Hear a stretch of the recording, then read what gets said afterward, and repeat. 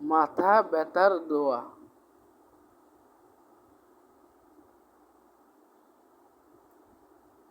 লা ইউসাদ্দাউনা আনহা ওয়ালা ইউনজিফুন।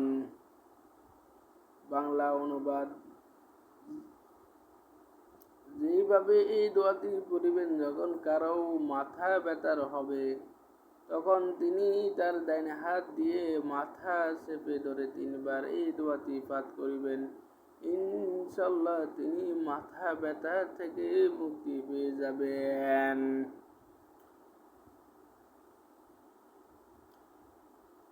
মানবদের জন্য মাথা ব্যথার অনেক কষ্টের একটা যত্ন বা অঙ্গ। একজন মানুষ সারাদিন মাথা ব্যথা নিয়ে কাজ করতে বেশ অস্বস্তিকর বোধ করে।